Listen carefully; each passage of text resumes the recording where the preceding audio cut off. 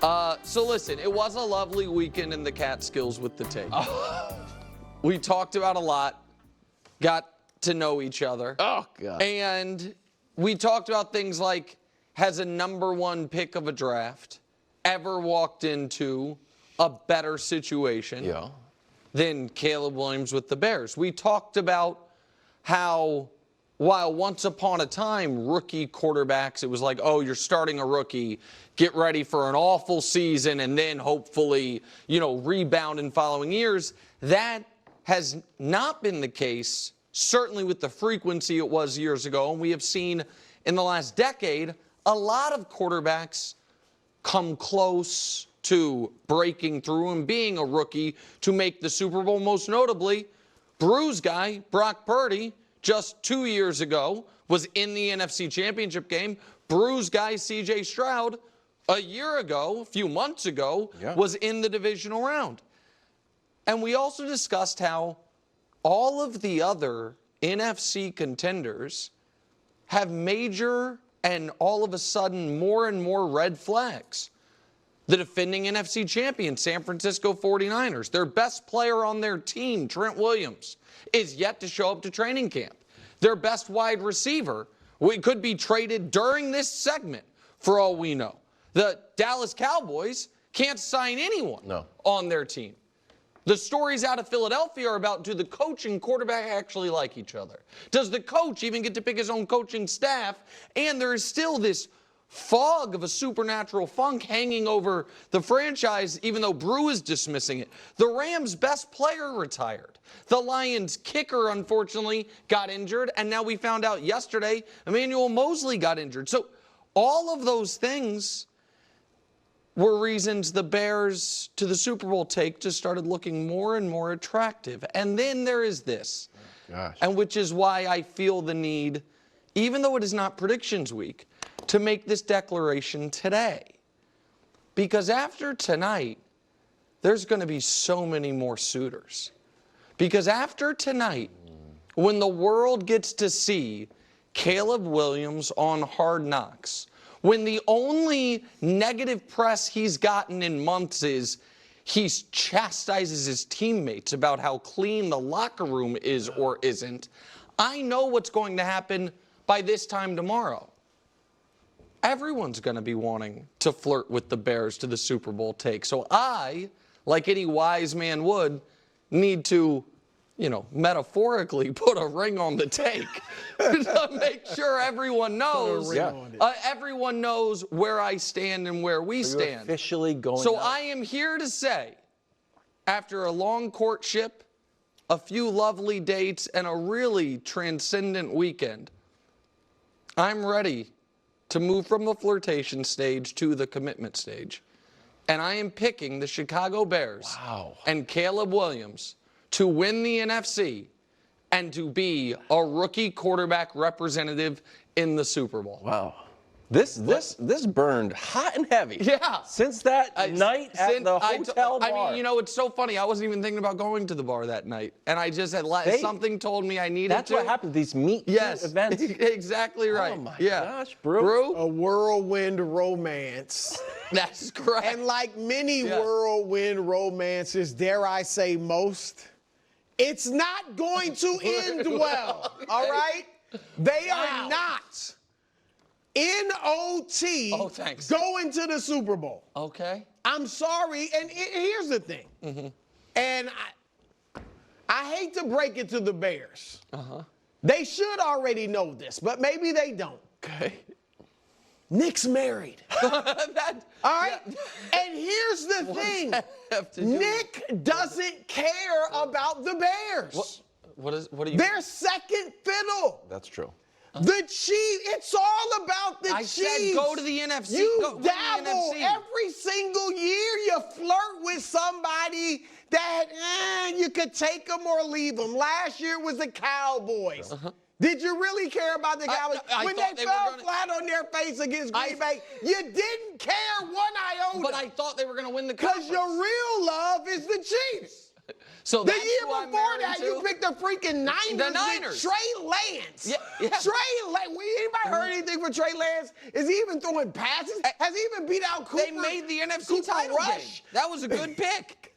I mean, so here's the he'll pick anybody to go get smashed by his real love, the Chiefs.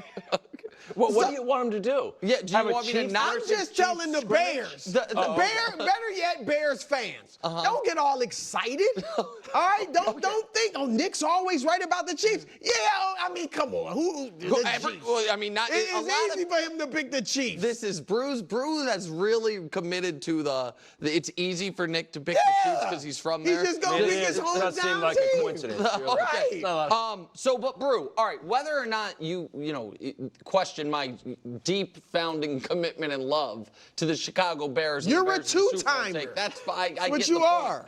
Point. But on its merits, as far as their ability to make the Super Bowl, can I present you with something? May I? Sure. So Joe Burrow, in his first full season, made the Super Bowl. Dan Marino. Was in he his a rookie? No, I understand. I'm going to get to that. Dan Marino, in his first full season, it was his second year in the league, but first full season, how many made the Super Bowl. Year? How many games did he play? I thought they were 9-2. I think his rookie year when he played. So 11. I think that's all. I could be wrong, but his first full season.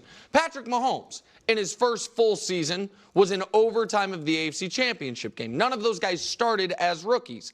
Guys that did start as rookies: Big Ben in the AFC title game. Russell Wilson.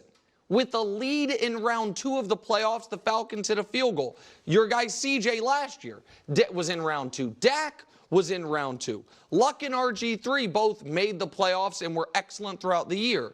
Purdy made it not his first full season, but as a rookie, NFC Championship game, and in his first full season, made the Super Bowl. Mark Sanchez, Joe Flacco, and Sean King. I was about to say, all made conference championship games as rookies. In my opinion, more similar to Caleb's situation as far as the quality of team they were taking over, but Caleb was a better player. At some point, a rookie's going to do it. In the weaker of the two conferences with no overwhelming power, I guess some think San Francisco is. I think we'll see if they keep Ayuk a tough offseason. This, to me, seems like if it's going to happen, it would look a lot like this. A blue chip prospect who was a consensus number 1, who's going to a team that on its own merits didn't have anything close to the number 1 overall pick, but had it via trade, spent money, all those things. Like, if it were going to happen, this is what it would look like. That's a fair take.